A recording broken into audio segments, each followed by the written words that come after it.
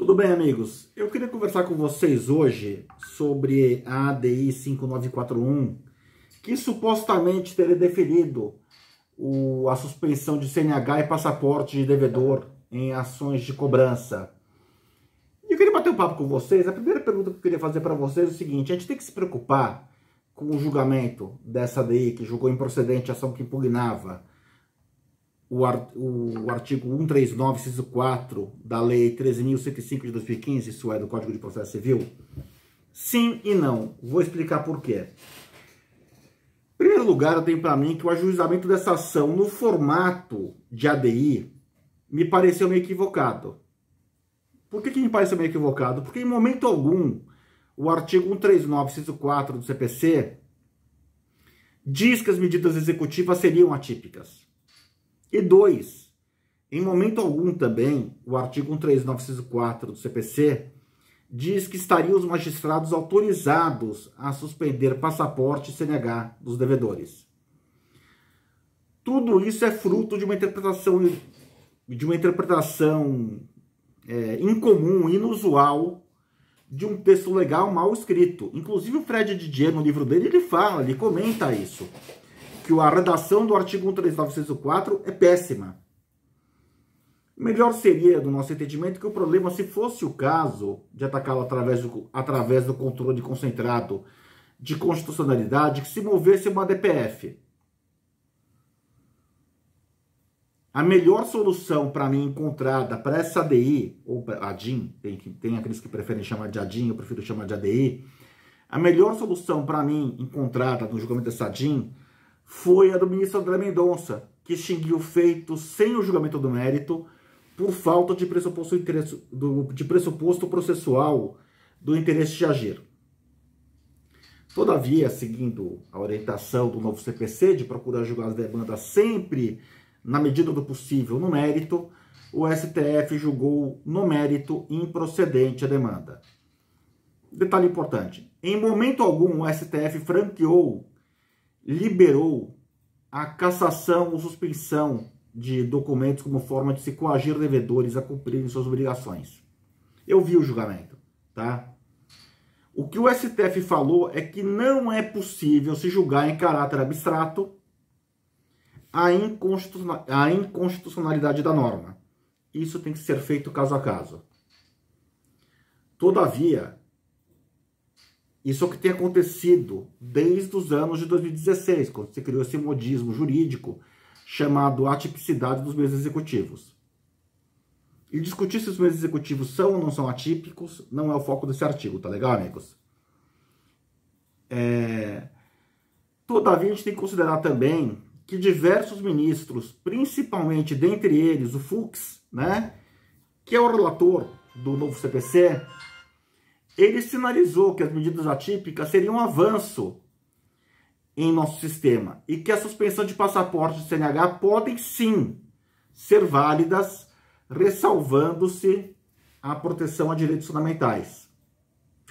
Daí eu tenho uma dúvida, porque o passaporte e a carteira nacional de habilitação são a representação formal de dois direitos fundamentais. Eu vou explicar. A fala do Fux é contraditória, visto que o direito de sair do próprio país é previsto no Tratado Definidor de Direitos Fundamentais, do qual o Brasil é signatário, qual seja o Pacto de São José da Costa Rica. O artigo 22A da norma dispõe que, abre aspas, toda pessoa terá o direito de sair livremente de qualquer país, inclusive do próprio país. Tá? Então, assim, essa decisão que permite a suspensão do passaporte, ela está impedindo, na prática, o exercício de direito fundamental. Porque se você puder sair do país, ou se você não tiver passaporte, você não pode sair do país, a não ser que você saia como foragido. Tá? Então, é uma decisão que está ferindo, sim, um direito fundamental. O Fux tem que decidir o que ele quer, na verdade. Se ele quer proteger o direito fundamental ou se ele não quer proteger o direito fundamental. Como dito, o direito de sair do próprio país é um direito fundamental, assim recepcionado por nosso ordenamento jurídico constitucional. Temos assim que a suspensão do passaporte, na prática, equivale à suspensão inaceitável de um direito fundamental. O mesmo vale para CNH, tá, amigos? E antes que alguém pergunte, eu estou lendo o texto, eu estou lendo um artigo que eu escrevi no News Brasil sobre esse tema. Então alguém fica, não, mas o Paulo Papinho tá lendo? Tô lendo. Tá? O mesmo se diga com a CNH. Num país onde milhões de pessoas ficaram desempregadas e endividadas por conta da pandemia de Covid-19, temos que a suspensão do CNH limita o mercado de trabalho deste contingente populacional, que perderá a oportunidade de trazer sustento para suas famílias através de Uber e coisas análogas. E sem contar que, até onde eu sei, nunca foi necessário você ter carro para ter CNH. Qual que é a lógica da suspensão, então? Será que todo mundo no Brasil que tem CNH necessariamente tem carro? Parece que não, né? A minha CNH eu tirei 5 anos antes de ter o primeiro carro da minha vida.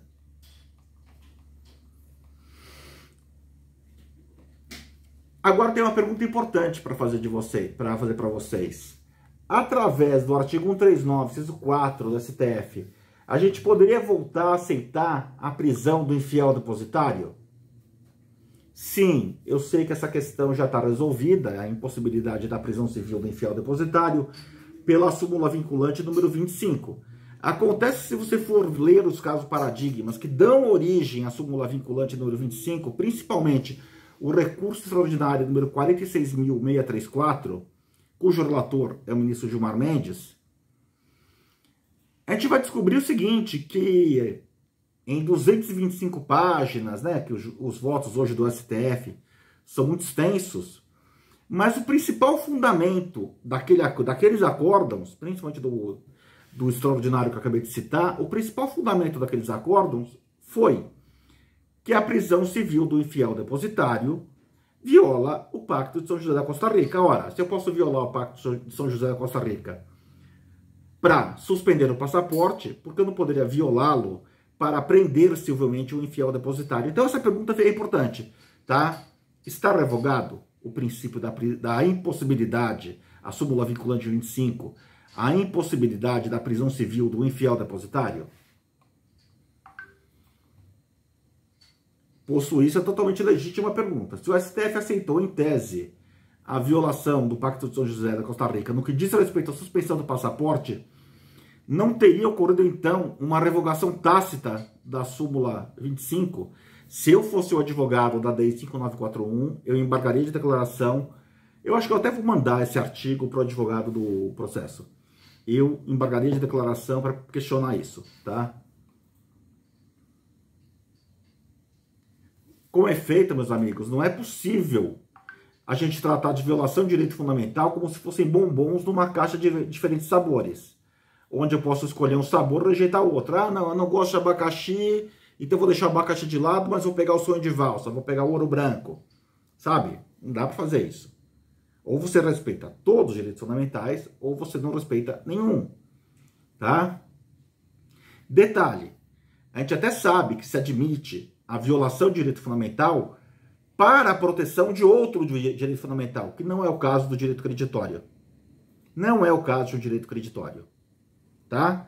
Direitos fundamentais, direitos humanos, é um rol bem estrito, tá?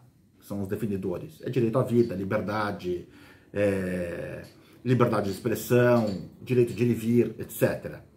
Então você só pode violar, eventualmente, um direito fundamental para a proteção de outro direito fundamental.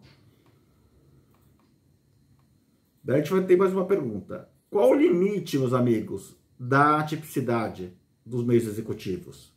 Porque, vamos lá, em momento algum também, o artigo 139, inciso 4 do CPC fala em cobrança de débitos. O que o artigo fala é determinar todas as medidas indutivas, coercitivas, mandamentais ou subrogatórias necessárias para assegurar o cumprimento de ordem judicial, vírgula, inclusive nas ações que tenham por objeto prestação pecuniária. É qualquer ordem judicial. É qualquer ordem judicial. Então, amanhã, vamos imaginar, por exemplo, você não quer que seu filho se vacine com uma vacina experimental e o Estado move uma ação contra você. Eventualmente, a sua punição pode ser ter um direito civil suspenso. Passaporte, CNH, por que não uma carteira de trabalho? Por que não um direito ao emprego? Né?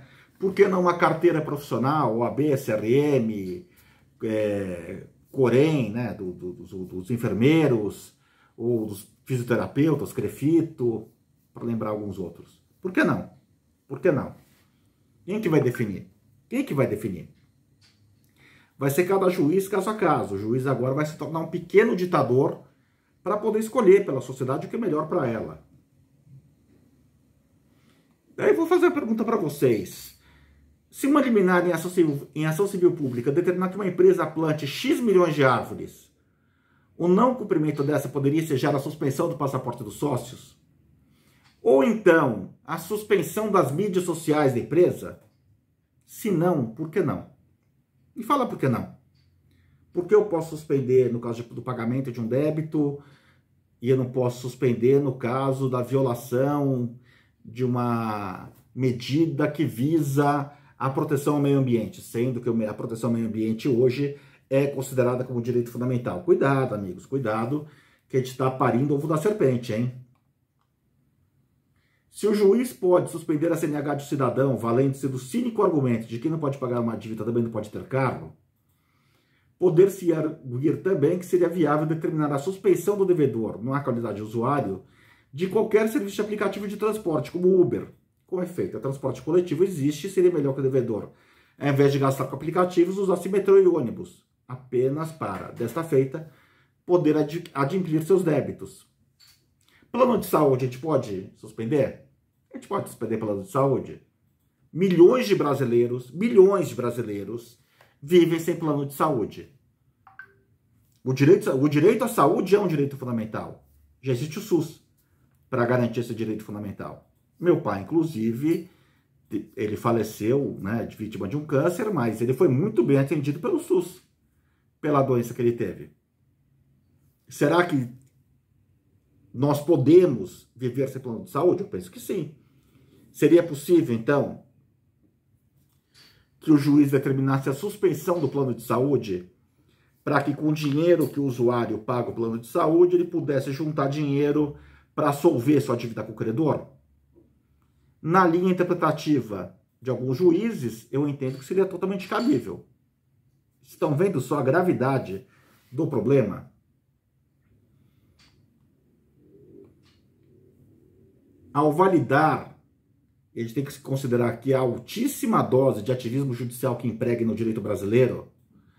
O artigo 39, inciso 4, a gente vai estar franqueando ao juiz do Brasil a possibilidade de intromissão em assuntos que não vão se limitar a dívidas, diga-se de passagem, sem fundamento legal, salvo seu sentimento particular de justiça, né?